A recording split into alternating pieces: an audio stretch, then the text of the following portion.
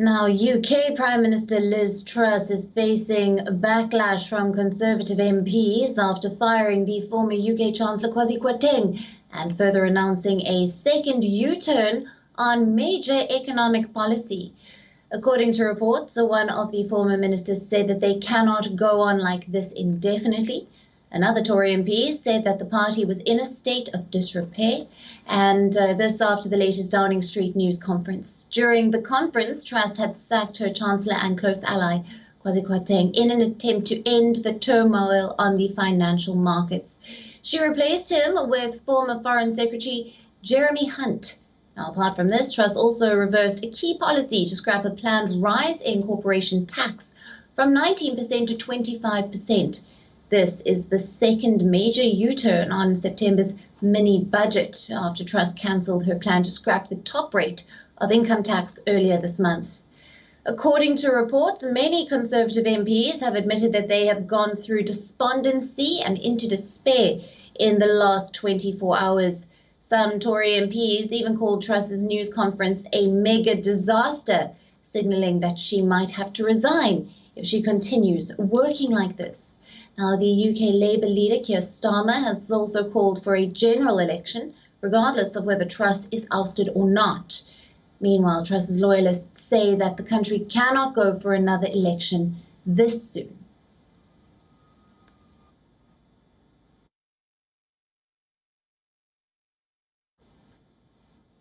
Now, for more on this, we are being joined by Mike Buckley, who is a political analyst, coming to us live from London. Thank you for being with us, Mike. Now, there is political turmoil. Kwasi Kwarteng is out. Can Liz Truss hold the fort? No, Liz Truss will go, I think, maybe this week or certainly within a few weeks. I mean, I think it's evident to everybody, including the people in her own party, that she doesn't have the ability to be Prime Minister. She's been in position for, I think, 38 or 39 days, and it's been a catastrophe from beginning to end, partly in terms of her presentation, but much more so in terms of her economic policy and the impact that it's had on the markets, the impact that it's had on the UK economy, and the impact that it's had on households as well.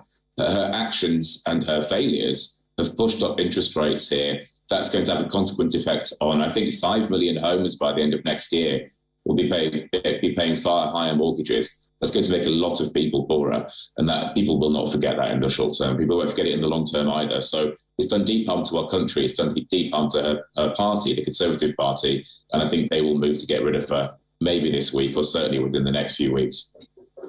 Right.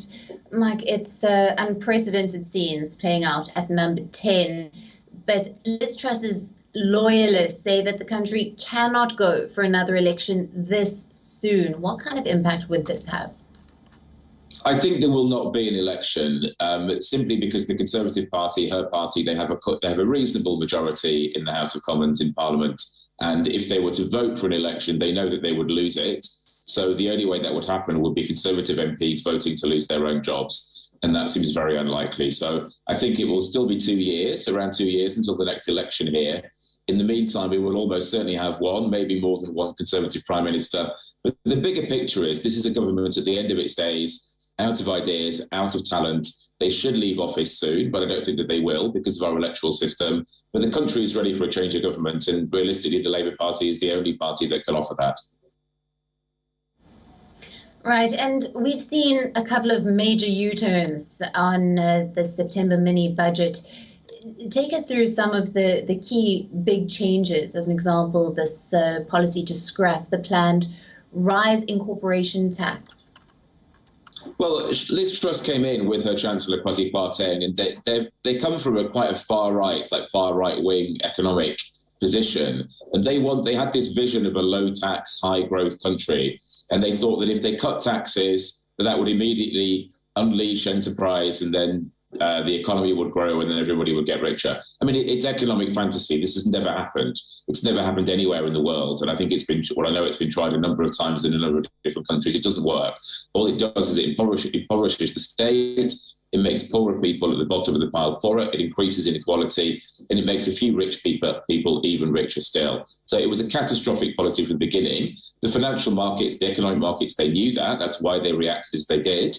And that's pushed Liz Truss into a position where she has to back down. So she first backed down on a plan to get rid of the top rate of tax that forces the richest people in the country to pay a little bit more tax on the highest of their earnings, and she's now backtracked on a plan changing corporation tax. It was planned to go up. She was going to get rid of that increase, but now that increase is going to go ahead. And that's money that the state needs to pay for public services, including our health service. Right. Mike, thank you very much for bringing us all the latest coming out of the UK. Good to be with you. WION, now available in your country. Download the app now. Get all the news on the move.